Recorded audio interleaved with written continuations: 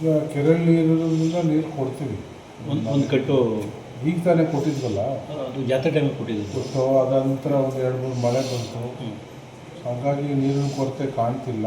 ಅವಕಾಶ ಬೇಕಂದ್ರೆ ಅವಶ್ಯಕತೆ ಬಂದರೆ ಎನಿ ಟೈಮ್ ನೀರು ಕೊಡೋದು.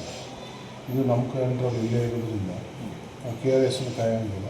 ಕೆ ಆರ್ ಎಸ್ ನೀರು ಬಂದರೆ ಇನ್ನೂ ಸ್ವಲ್ಪ ತುಂಬಿಸ್ಕೊತೀವಿ ಕೆರೆಯಲ್ಲಿ.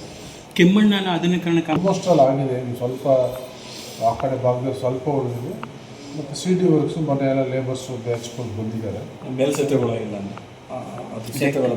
ಅವನ್ನೇ ಸಿ ಡಿ ವರ್ಕ್ಸ್ ಅವನ್ನೇ ಮಾಡ್ತಾರೆ. ಬಂದು ಸ್ಟಾರ್ಟ್ ಮಾಡಿದ್ದಾರೆ. ಎಲೆಕ್ಷನ್ ಬಂತು, ಒಂದು ತಿಂಗಳು ಡಿಸ್ಟರ್ಬ್ ಆಗೋಯ್ತಿಲ್ಲ, ಎಲ್ಲ ಕಂಪ್ಲೀಟ್ ಆಗ್ಬೋದು. ಈಗೆಲ್ಲ ವಾಪಸ್ ಬಂದಿದ್ದಾರೆ, ವೇಗವಾಗಿ ಮುಗಿತಾರೆ ಕೆಲಸ. ಇನಾಗ್ರೇಷನ್ ಯಾವಾಗ ಆಗ್ಬೋದು ಸರ್? ಇನಾಗ್ರೇಷನ್ನು ನೋಡೋಣ.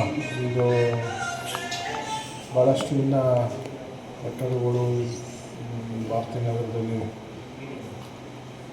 ಸಬ್ ಡಿವಿಷನ್ ಕೆಲಸ ಕಂಪ್ಲೀಟ್ ಆಗ್ತದೆ. ನಮ್ಮ ಕಾಂಗ್ರೆಸ್ ಕಚೇರಿನೂ ಇನ್ನೊಂದು 3-4 ತಿಂಗಳು ಕಂಪ್ಲೀಟ್ ಆಗ್ತದೆ. ಅಷ್ಟೊಂದು ಟಿ ಪಿ ಬಿಲ್ಡಿಂಗ್ನೂ ಪ್ರಾರಂಭ ಮಾಡ್ತಾಯಿದ್ವಿ. ಮದ್ದೂರಲ್ಲಿ ಮೊನ್ನೆ ಪ್ರಾರಂಭ ಮಾಡಿದ್ದೀವಿ ಡಿವಿಷನ್ ಆಫೀಸು. ಒಂದು ಹಾಸ್ಟೆಲ್ಗಳು ಕೆಲಸಗಳು ನಡೀತಾ ಇದ್ದಾವೆ. ಸೂಳೆಕೆರೆ ಕಾಮಗಾರಿನೂ ಅದನ್ನು 1 ತಿಂಗಳಲ್ಲಿ ಪೂರ್ಣಗೊಳ್ತದೆ. ಎಲ್ಲ ಪೂರ್ಣಗೊಂಡ ನಂತರ ಮುಖ್ಯಮಂತ್ರಿಗಳು ಒಂದು ಸಲ ಎಲ್ಲವನ್ನು ಮತ್ತು ಬನ್ನಳ್ಳಿ ಲಿಫ್ಟ್ ಅದು ಕೂಡ ಒಂದು 2 ತಿಂಗಳಲ್ಲಿ ಕಂಪ್ಲೀಟ್ ಆಗ್ತದೆ. ಅವೆಲ್ಲ ಆದಮೇಲೆ ಒಂದು ದಿವಸ ಮುಖ್ಯಮಂತ್ರಿಗಳ ಕೈಯಲ್ಲಿ ಎಲ್ಲವನ್ನು ಉದ್ಘಾಟನೆ ಮಾಡಿಸ್ತಾರೆ. 2 ಸಕ್ಕರೆ ಕಾರ್ಖಾನೆಗಳು